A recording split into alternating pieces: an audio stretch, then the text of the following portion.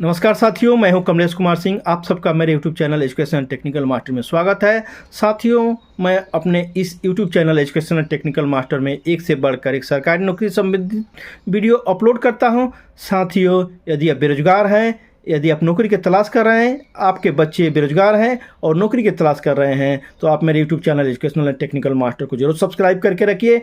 यहाँ पर एक से बढ़कर एक सरकारी नौकरी संबंधित वीडियो आपको मिल जाएंगे। तो साथियों, बिना देर किए हुए चलिए आगे वीडियो को शुरू करते हैं।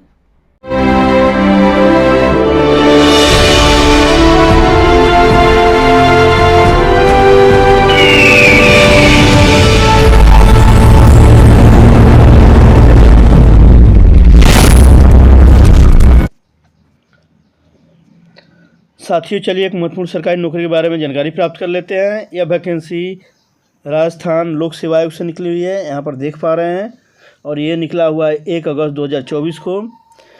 इसके लिए विज्ञापन, ये पद का नाम जान लीजिए पहले। डिप्टी जेलर के लिए निकला हुआ है, अर्थात उप कार्यपाल के लिए निकला हुआ है वैकेंसी। 73 पदों पर वैकेंसी निकली हुई है। ये देखिए क्रमांक यहाँ पर दिया हुआ है, विज्ञापन संख्या दिया है यहाँ पर, ये देख सकते हैं, विज्ञापन संख्या दिया हुआ है।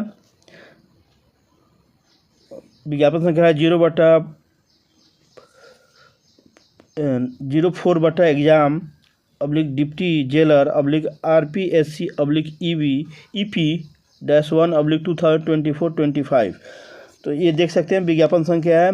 यहाँ पर लिखा है आयोग द्वारा कारागार विभाग के लिए गैर अनुसूचित क्षेत्र राजस्थान कारागार अधीनस्थ सेवा नियम 1998 के अंतर्गत एवं अनुसूचित क्षेत्र राजस्थान अनुसूचित क्षेत्र के अधीनस्थ लिपिक के लिए और चतुर्थ श्रेणी सेवा भर्ती एवं सेवा अन्य शर्तें नियम 2014 के अंतर्गत ये उप कार्यपाल की वैकेंसी निकली हुई है। यहाँ पर आप देख रहे हैं, उप कार्यपाल की वैकेंसी निकली हुई है, देख पा रही है यहाँ पर। ये है कुल 73 पद है। SNA शेड्यूल एरिया, ऐसे का मतलब है शेड्यूल एरिया, और NSA का मतलब है नॉन शेड्यूल एरिया। ऐसा अनुसूचित क्षेत्र के लिए और नॉन अनुसूचित क्षेत्र के लिए, गैर अनुसूचित क्षेत्र, दोनों के लिए वैकेंसी निकली हुई है। ऑनलाइन फॉर्म को भरना है, यहाँ पर फॉर्म को ऑनलाइन भरना है। यहाँ पर लिखा हुआ ऑनलाइन भरना है। आवेदन पत्र आमंत्रित किए जाते हैं। ये पद अस्थाई हैं, कितनी अच्छी पद है, अस्थाई पद है। और विभाग से प्राप्त रिक्त पदों की कुल संख्या में कमी वृद्धि भी की जा सकती है। उनमें आरक्षित पदों की संख्या निम्न प्रकार है। ये देखिए यहाँ पर ब्रेकअप दिया हुआ है आरक्षण का। आरक्षण कैसे रहेगा, किसको कितना सीट मिले है, यहाँ पर दिया हुआ। देखिए यहाँ पर दिया है नॉन शेड्यूल एरिया में 70 पोस्ट, नॉन शेड्यूल एरिया में 70 पद हैं।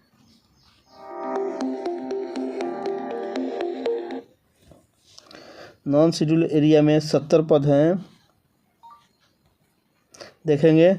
यहाँ पर जनरल के लिए 18 है, जनरल WE के लिए 5 है, WD के लिए 2 है, DV के लिए, ये अदर का है, यहाँ पर देख पा रहे हैं अदर का। ये शेड्यूल कास्ट का ब्रेकअप है, ये शेड्यूल ट्राइब का ब्रेकअप है, OBC का ब्रेकअप है, MBC का ब्रेकअप है, EWS का ब्रेकअप है। तो ब्रेकअप को देख सकते हैं। ये नॉन शेड्यूल एरिया का है। तो टोटल यहाँ पर 70 पदों के लिए निकला हुआ है, मतलब नॉन शेड्यूल एरिया से। उसके बाद आगे देखते हैं नंबर ऑफ पोस्ट के बारे में। यहाँ पर दिखा रहा है जे कितना है, जनरल के लिए कितना है, जनरल WE के लिए कितना है। यहाँ पर टोटल ब्रेकअप शेड्यूल एरिया का दिखा रहा है। 3 पद है यहाँ पर, देखिए यहाँ पर शेड्यूल एरिया में 3 पद है, नॉन शेड्यूल एरिया में 70 पद है। तो उसका भी ब्रेकअप यहाँ पर दिया है। यहाँ पर लिखा है नीचे में नोट, अनुसूचित क्षेत्र में अनुसूचित जाति को 2 पदों में से 1 पद वर्ष 2013-14 की भर्ती के बैकलॉग के लिए है, जिन्हें सामान्य प्रक्रिया से नहीं भरा जा सकता। ये बैकलॉग वैकेंसी है, 1 पद इसमें से। आगे यहाँ पर एब्रिविएशन यूज हुआ है ऊपर में, जो उसका मतलब यहाँ पर दिया हुआ। GEN का मतलब होता है जनरल, UR का होता है अनरिजर्व, SC का होता है शेड्यूल कास्ट, ST का शेड्यूल ट्राइब, पूरा यहाँ पर दिया हुआ है। और टिप्पणी में लिखा हुआ है एकाधिक दिव्यांगता, एक से अधिक मतलब विकलांग हैं, श्रेणी के लिए उपयुक्त सारणी में दिव्यांगता की दर्शाई गई श्रेणियों में से 1 एवं 2 की अनिवार्यता के साथ साथ 3 अथवा 4 में वर्णित कोई एक विकलांगता अनिवार्य रूप से होनी चाहिए। अगर विकलांग का फ़ायदा लेना चाहते हैं, सीटों का फ़ायदा लेते हैं, तो आपके पास वो लिखा है कि 2 विकलांगता होना चाहिए। विशेष नोट लिखा है, विशेष नोट में लिखा है अनुसूचित क्षेत्र के अभ्यर्थी गैर अनुसूचित क्षेत्र के रिक्तियों के विरुद्ध आवेदन कर सकते हैं। अनुसूचित क्षेत्र के जो अभ्यर्थी हैं वो ध्यान दीजिएगा यहाँ पर, गैर अनुसूचित क्षेत्र के रिक्तियों के विरुद्ध आवेदन कर सकते हैं, लेकिन अनुसूचित क्षेत्र के निवासी अभ्यर्थी अनुसूचित क्षेत्र एवं गैर अनुसूचित क्षेत्र के पदों के संबंध में अपनी प्राथमिकता आवश्यक रूप से ऑनलाइन में भरें। आपको प्रेफरेंस भरना होगा यहाँ पर, अन्यथा अनुसूचित क्षेत्र हेतु आरक्षित पदों के विरुद्ध लाभ देय नहीं होगा। तो अब यहाँ पर प्रेफरेंस भरना होगा आपको। अनुसूचित क्षेत्र के पदों के विरुद्ध केवल राजस्थान राज्य के अनुसूचित क्षेत्र के अभ्यर्थी आवेदन कर सकते हैं। अन्य जैसे शेड्यूल क्षेत्र है, शेड्यूल एरिया है, उसमें आप राजस्थान के ही राज्य के निवासी आवेदन कर सकते हैं उसको।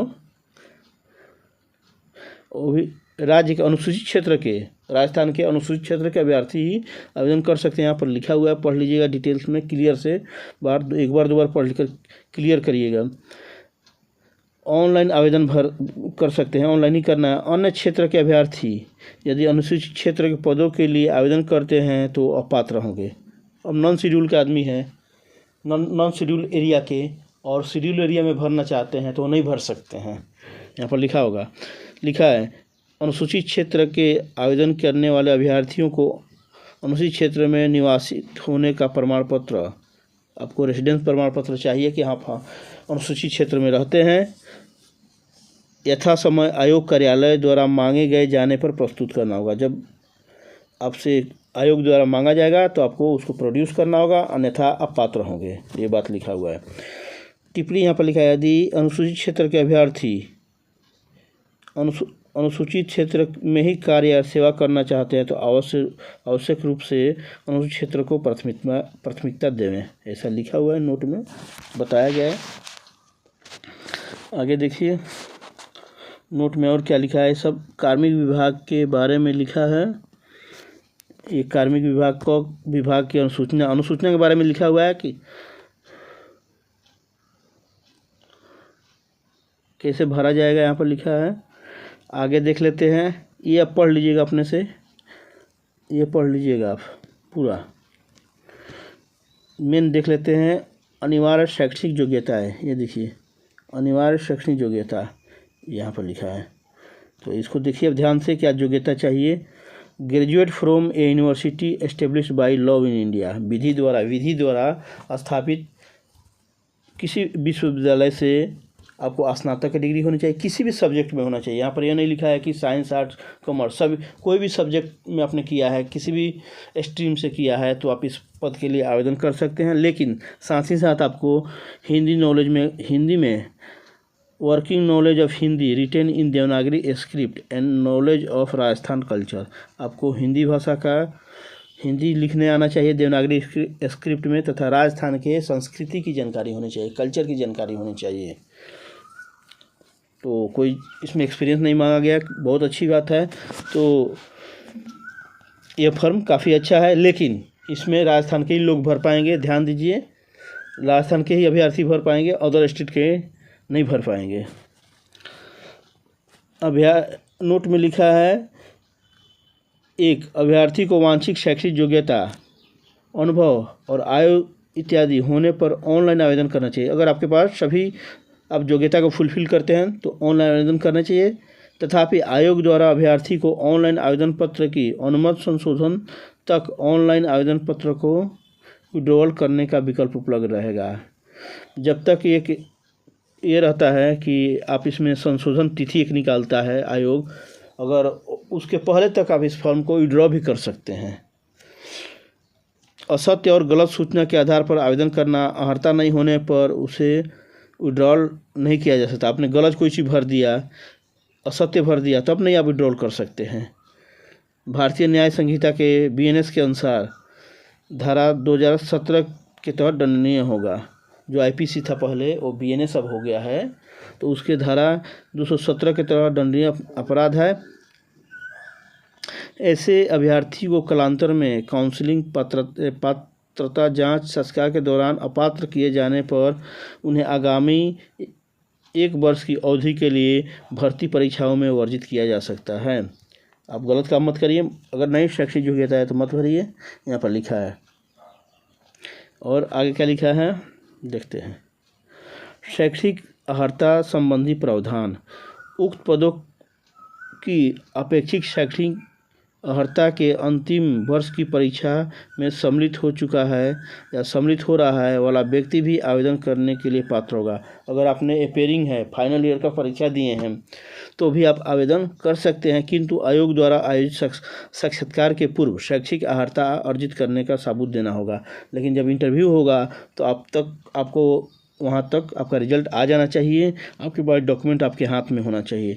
नोट: साक्षात्कार से पूर्व अभिव्यक्ति का आशय साक्षात्कार की प्रक्रिया के प्रारंभ होने के दिनांक का पहला दिन है। फर्स्ट डे इंटरव्यू शुरू होगा, 2-3 दिन चल सकता है, तो पहले दिन आपको होना चाहिए।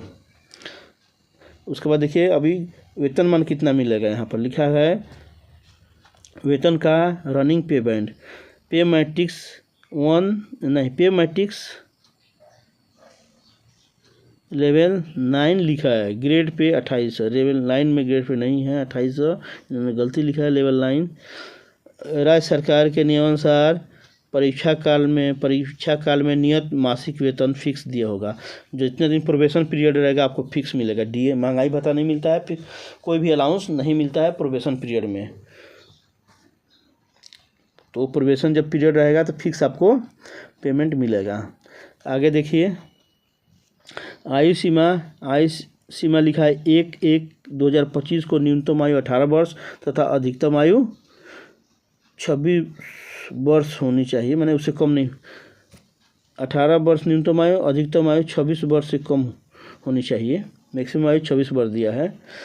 विज्ञापित पदों के अनुरूप दर्शाए गए आरक्षित पदों हेतु विभिन्न वर्गों अन्य विशिष्ट श्रेणियों हेतु आयु सीमा में छूट का प्रावधान है। जैसे उच्चतम आयु जो है यहाँ पर दिया है, उच्चतम आयु 26 वर्ष दिया है, उसमें आपको उच्चतम आयु में छूट मिलेगी। कैसे मिलेगी? राजस्थान के अनुसूचित जाति, यहाँ पर 1 नंबर में दिया है, राजस्थान के अनुसूचित जाति, अनुसूचित जनजाति एवं पिछड़ा वर्ग, अति पिछड़ा वर्ग, आर्थिक रूप से कमजोर वर्ग के पुरुष उम्मीदवारों को 5 वर्ष का छूट। राजस्थान के अनुसूचित जाति, अनुसूचित जनजाति एवं अन्य पिछड़ा पर, अति पिछड़ा पर, आर्थिक रूप से कमजोर वर्ग के महिलाओं के लिए 10 वर्ष की छूट। आप ध्यान से पढ़ लीजिएगा इसको, किस आप कैटेगरी में आ रहे हैं, उसका बेनिफिट आप उच्चतम आयु में ले सकते हैं, छूट मिल जाएगा आपको। सामान्य अनारक्षित वर्ग के महिला के लिए 5 वर्ष का। विधवा एवं विच्छिन्न विवाह परित्यक्त महिला को अधिकतम आयु सीमा नहीं लागू है। वो कितना भी, अगर डाइवोर्सी औरत है तो कितना भी एज है तो भर सकती है। आगे देखते हैं 5 में क्या लिखा हुआ है। उपयुक्त उच्चतम आयु सीमा भूतपूर्व सैनिकों के लिए लागू नहीं होगी। यहाँ पर उसे भूतपूर्व कैदी के मामले में अपनी दोष सिद्ध के ये सब दिया है, जो कभी जेल में गए हैं उसके बारे में कुछ दिया है, आप देख सकते हैं। यहाँ पर लिखा है कैडेट प्रशिक्षकों,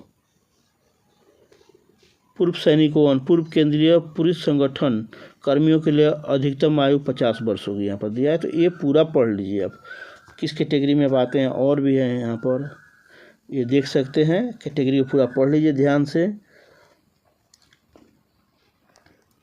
छूट के बारे में नोट लिखा है यहाँ पर। उपरोक्त वर्णित आयु सीमा छूट बिंदु 1 से 10 के प्रावधान 1 से 10 तक ऊपर जो दिया है नॉन कम्युलेटिव, अर्थात अभ्यर्थियों को उपरोक्त वर्णित किसी भी एक प्रावधान का आयु सीमा का लाभ दिया। ये नहीं कि आप दो कैटेगरी में आते हैं तो दोनों का फ़ायदा ले लीजिए। ऐसा नहीं है किसी एक कैटेगरी का आपको उच्चतम आयु में फ़ायदा मिलेगा, यह लिखा हुआ है यहाँ पर। अब देखते हैं आगे। कार्मिक क 2 विभाग के परिपत्र संख्या 26 जुलाई 2017 एवं पत्र संख्या 14/9/2017 और 19/9/2021 के अनुसार लंबवत और क्षैतिज आरक्षण जो टेबल में दिया है के अंतर्गत किसी भी श्रेणी के आरक्षित पदों हेतु यदि अभ्यर्थियों द्वारा शुल्क के अतिरिक्त उनको दिए किसी अन्य रियायत जैसे आयु सीमा, अंक में फिजिकल फिटनेस आदि का लाभ दिया जाता है तो उसे सामान्य रिक्तियों के प्रति विचारित नहीं किया जाएगा। अगर आपको आरक्षण मिलता है किसी तरह का तो हम अनरिजर्व में आप अनरिजर्व सीट के लिए आप नहीं आपका नहीं होगा, मतलब अनरिजर्व सीट में आप नहीं आएंगे, विचार नहीं किया जाएगा। राजस्थान सेवा नियम के अनुसार सरकारी कर्मचारी हेतु सेवानिवृत्ति उम्र 60 साल है, रिटायरमेंट का ये 60 साल रहेगा। इसके लिए नियुक्ति दिनांक एवं अभ्यर्थी की आयु 60 वर्ष से अधिक नहीं होनी चाहिए, 60 वर्ष से अधिक नहीं चाहिए। जो वहाँ पर एक दिया है विधवा महिलाओं के लिए उच्चतम आयु में, उच्चतम आयु का कोई लिमिट नहीं है, तो भी यहाँ पर लिमिट हो गया है अब 60 वर्ष से अधिक नहीं होना चाहिए, क्योंकि रिटायरमेंट का ये 60 वर्ष है। जब रिटायरमेंट के आदमी कोई ज्वाइन करेगा तो रिटायर कब होगा, तो स्वाभाविक बात है। अन्य विशिष्ट श्रेणियों हेतु आयु सीमा में छूट हिंदी और अंग्रेजी भाषा में अंकित है। किसी प्रकार की विधिक वाद की स्थिति में अंग्रेजी भाषा में कोई अगर मिसप्रिंटिंग है, कुछ भाषा में अंतर है तो इंग्लिश को ही प्रायोरिकता दी जाती है, प्रेफरेंस दिया जाता है, जैसे कि आप जानते भी होंगे। चयन की प्रक्रिया देख लेते हैं। चयन की प्रक्रिया क्या है। अभ्यर्थियों का चयन लिखित परीक्षा, शारीरिक दक्षता, यहाँ पर लिखा हुआ है, यहाँ पर देखिए चयन प्रक्रिया पढ़ सकते हैं। शारीरिक दक्षता एवं साक्षात्कार के माध्यम से किया जाएगा। आवश्यकता होने पर आयोग द्वारा उत्तर पत्रक उत्तर पुस्तिका के मूल्यांकन में स्केलिंग, मॉडिफिकेशन, नॉर्मलाइजेशन प्रक्रिया भी अपनाया जा सकता है। संबंधित मॉडिफिकेशन, स्केलिंग कभी कभी ये अप्लाई करते हैं रूल, तो वो भी किया जा सकता है। संबंधित सेवा नियम 30 के अनुसार आयोग द्वारा उपयुक्त पाए गए अभ्यर्थियों के नाम राज्य सरकार अगले नियुक्ति पदाधिकारी को अनुसूचित किए जाएंगे, जो लिखित परीक्षा एवं साक्षात्कार के प्राप्त कुल योग के अनुसार मेरिट क्रम में कह रहा है यहाँ, मतलब यह कि आयोग एक लिस्ट बना कर दे देगा किसको, जहाँ जहाँ अपॉइंटमेंट नियुक्ति पदाधिकारी हैं, जो इतने लोगों ने इनका सिलेक्शन हुआ है, मेरिट के अनुसार हुआ है, जिसका सबसे ज़्यादा मार्क्स रहेगा उसका ऊपर नाम रहेगा, उसके बाद कम वाले का, उसके बाद कम वाले का। तो ऐसा एक लिस्ट बनाकर ये राज्य सरकार को या नियुक्ति पदाधिकारी को दे देगा। कौन दे देगा? राजस्थान लोक सेवा आयोग दे देगा। परीक्षा का स्थान एवं परीक्षा का स्थान और तिथि के संबंध में बाद में सूचना दी जाएगी। इसके वेबसाइट पर आप देखते रहेंगे। परीक्षा योजना और पाठ्यक्रम। परीक्षा वस्तुनिष्ठ रूप से ऑफलाइन या ऑनलाइन ली जा सकती है, दोनों तरह से कोई भी ली जा सकता है।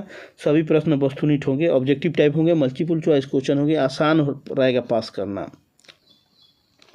विस्तृत पाठ्यक्रम आयोग के वेबसाइट पर पृथक से जारी किया जाएगा। जो सिलेबस होगा वो इसके वेबसाइट पर जारी किया जाएगा।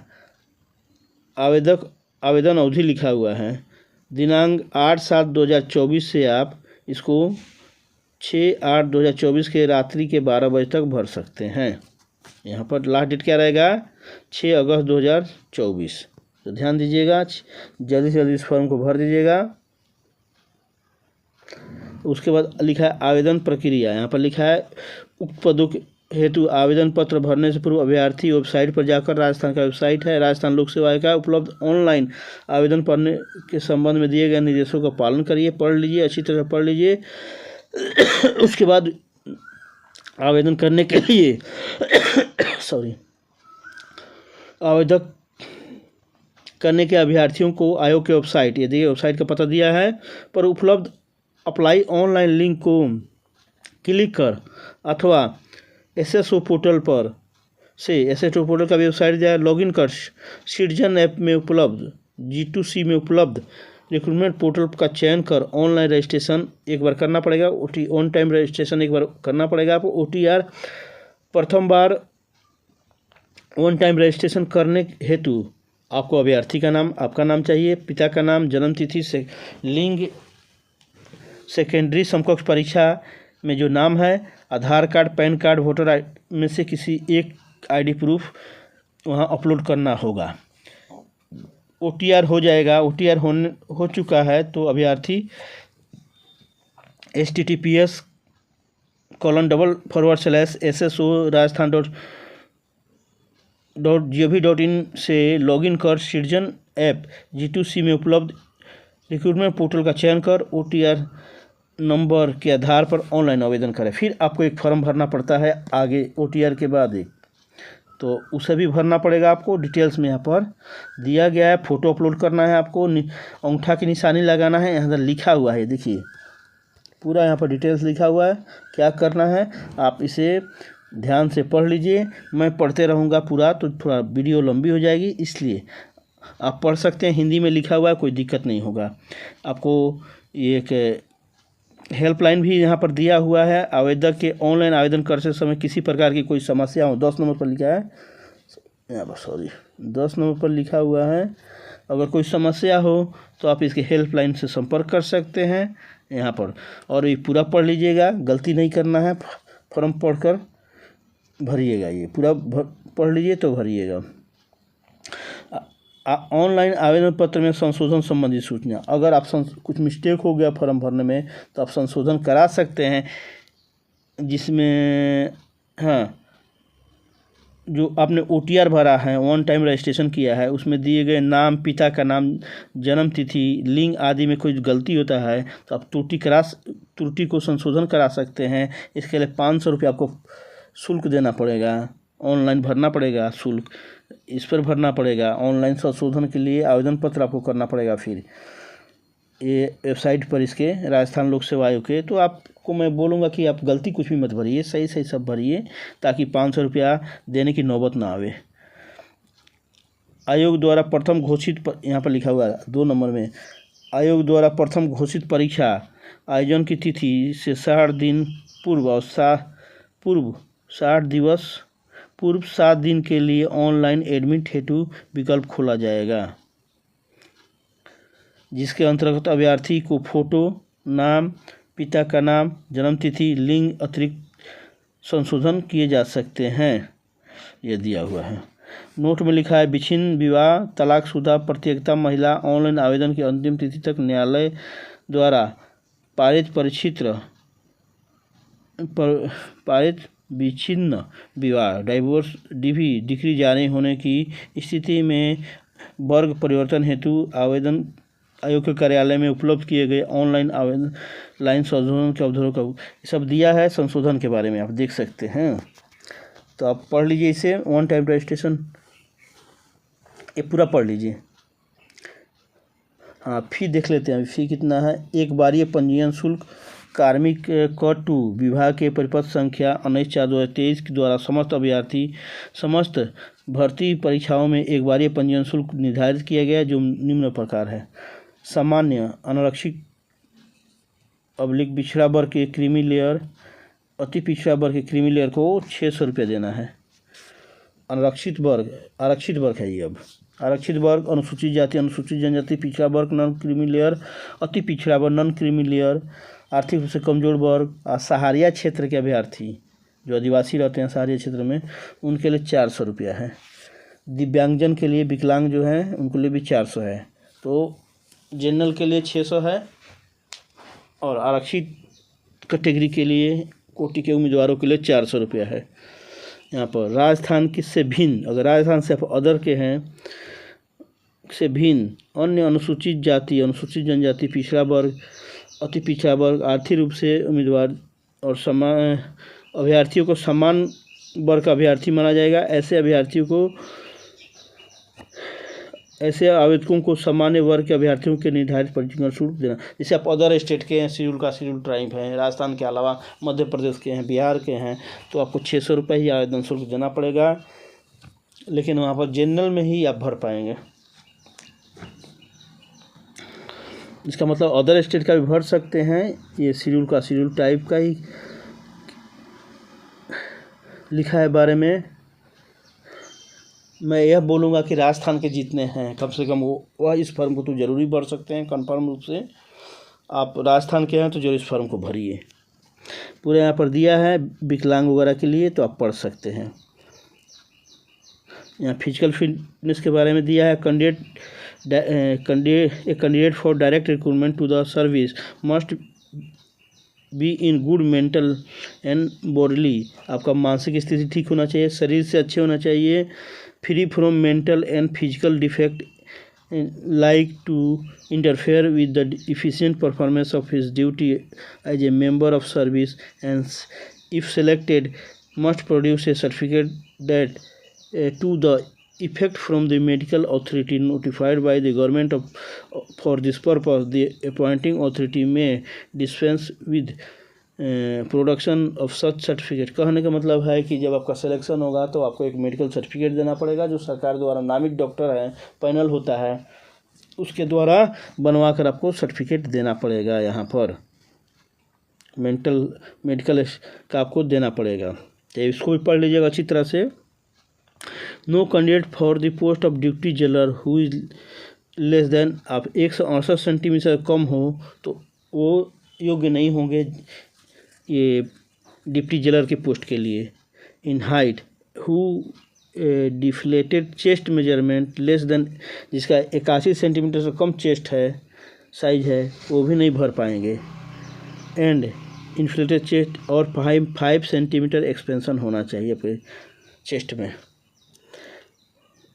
यहाँ पर कुछ आगे दिया है, उसे भी देख लेते हैं। The height of Garhwali and Gorkha candidate and person coming from hill area, उसका 158 सेंटीमीटर से कम नहीं होना चाहिए। 10 सेंटीमीटर का ग्रेस दिया है यहाँ पर।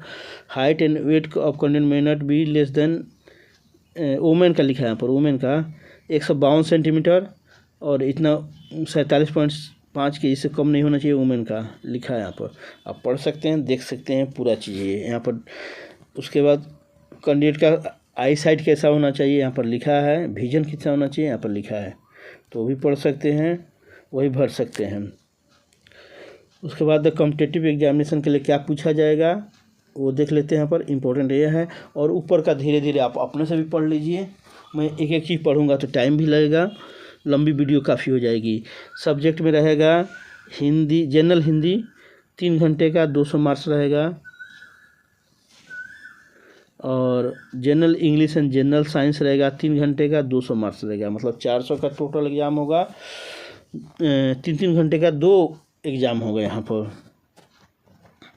और आगे दिया है क्वालिफाइंग मार्क्स। क्वालिफाइंग मार्क्स में दिया है qualifying marks candidate who obtain 36% marks in each paper and 14% marks in aggregate in the competitive examination shall be considered have obtain qualifying. Qualify करने के लिए आपको 36% दोनों पेपर में 36 पर कम से कम लाना चाहिए, और जोड़कर दोनों जोड़कर 40% से कम मार्क्स नहीं होना चाहिए, अन्यथा आप क्वालिफाई नहीं होंगे। क्वालिफाई करने के लिए है आपको अधिक से अधिक मार्क्स लाना है। तो अब उसके बाद देखिए फिजिकल इफिशिएंसी टेस्ट होगा, जो उसके लिए इसमें दिया है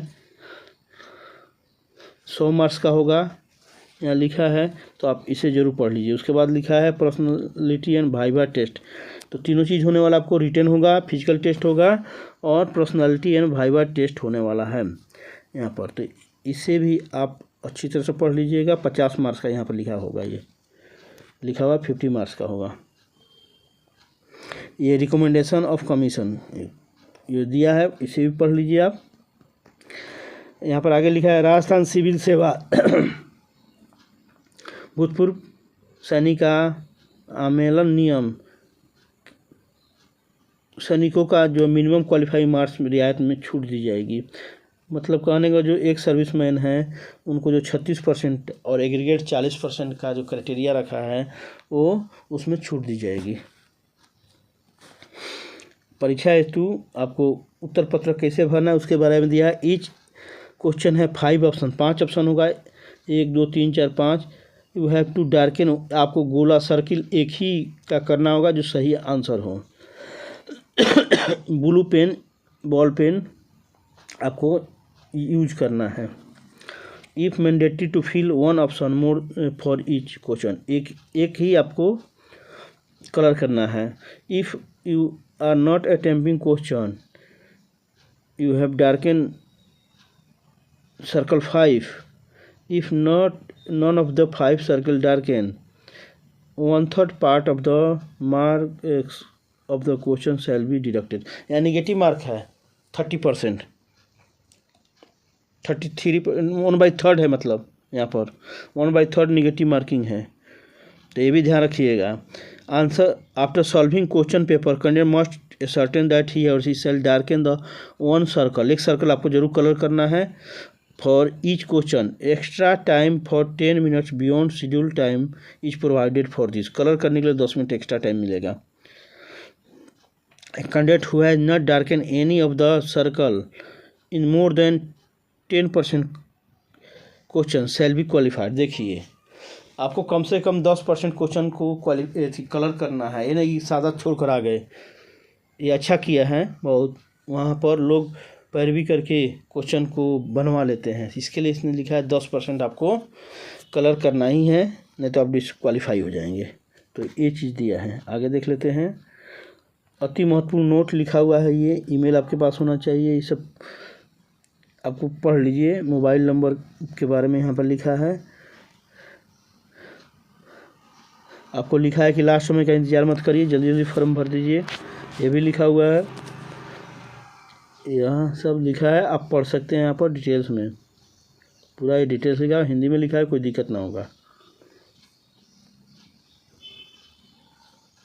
ये देख लीजिए, धीरे धीरे पढ़ लीजिए। प्रमाण पत्रों का सत्यापन, यह पढ़ लीजिएगा। प्रमाण पत्रों का सत्यापन वेरिफिकेशन कब होगा, आपका सिलेक्शन होगा तो वेरिफिकेशन होगा, तो आपको डॉक्यूमेंट्स आपको रेडी रखने पड़ेंगे वेरिफिकेशन के लिए। और जिस कैटेगरी का आपने बेनिफिट लिया है शेड्यूल उसका भी आप सर्टिफिकेट बनवाकर राजस्थान का है तो रखिए। क्रीमी लेयर का भी लिखा है, अत्यंत पिछड़ा वर्ग का जो भी इधर दिया है आपको बनवा कर रखना पड़ेगा। शैक्षिक योग्यता का भी आपको सर्टिफिकेट्स रखने पड़ेंगे। डॉक्यूमेंट वेरिफिकेशन के समय में एक सर्विसमैन है तो उनके लिए भी यहाँ पर डॉक्यूमेंट चाहिए, तो उन्हें भी रखना पड़ेगा। यहाँ पर देखिए तो पूरा यहाँ पर डिटेल्स लिखा हुआ है, आप अच्छी तरह पढ़कर फॉर्म को भर दीजिए। काफ़ी अच्छा पोस्ट है, यहाँ पर साइन भी किया है रामनिवास मेहता सचिव हैं, तो उन्होंने साइन भी किया है। तो इस प्रकार यह वैकेंसी 6 पेजों का है, धीरे धीरे आप अपने से भी पढ़ लीजिए। मैं आपको रास्ता दिखा दिया कि यह वैकेंसी निकली हुई है। हाँ, साथ ही आपको याद दिला दूँ कि यदि आप मेरे YouTube channel educational and technical master में नए हो तो कृपया मेरे चैनल को जरूर सब्सक्राइब कर लीजिए। अपने दोस्तों साथियों से जरूर सब्सक्राइब कराइए जो नौकरी के तलाश में इधर उधर भटक रहे हैं, नौकरी ढूंढ रहे हैं, अदर स्टेट में जाकर परीक्षा दे रहे हैं। अगर आप राजस्थान के हैं तो विशेष रूप से इस फॉर्म को भरिए। मेरे वीडियो को अधिक से अधिक बेरोजगार बच्चों में, गरीब बच्चों में शेयर करिए ताकि उन्हें भी नौकरी मिल सके। मैं अपने चैनल पर एक से बढ़कर एक वीडियो अपलोड करता हूं जो नौकरी से संबंधित, सरकारी नौकरी से संबंधित रहता है, तो आप वहां पर जाकर देखिए कि आपके लिए कौन सा सूटेबल है, आपकी क्या एजुकेशनल क्वालिफिकेशन है, उसके अनुसार आप फॉर्म को भरिए। आप कमेंट करके मुझे बताइए भी कि आप किस स्टेट से हैं, आपको किस तरह की नौकरी चाहिए। मैं प्रयास करूँगा कि उस पर वीडियो बनाऊँ। साथियों, मैं यह भी बोलूँगा कि मेरे वीडियो को आप अंत तक जरूर देखिए ताकि मुझे भी कुछ वॉच आवर मिल सके। मेरा चैनल डिमोनेटाइज हो गया है, तो आप पूरा देखेंगे तो मेरे को कुछ घंटा मिल जाएंगे, यहाँ से समय मिल जाएगा वो जो आप देखेंगे, ताकि फिर से चैनल मोनेटाइज हो सकेगा। अगर उसे कुछ पैसा अर्निंग होती है तो उसमें से कुछ पैसे को आप सब गरीब बच्चों को भी किताब खरीद कर हेल्प किया जा सकेगा। तो आप मेरा भी सहायता करिए, पूरा वीडियो को देखिए, अपने दोस्तों और साथियों से ज़रूर दिखवाइए ताकि मैं भी आगे बढ़ सकूँ, ताकि आप सबों की सहायता कर सकूँ। तो मुझे पूरा विश्वास है कि आप मेरा सहायता ज़रूर करेंगे। आप कमेंट करके बताइए आप सहायता करेंगे या नहीं करेंगे, कमेंट ज़रूर करिए। साथियों, फिर मिलते हैं एक नए वीडियो के साथ, तब तक के लिए जय हिंद, जय भारत।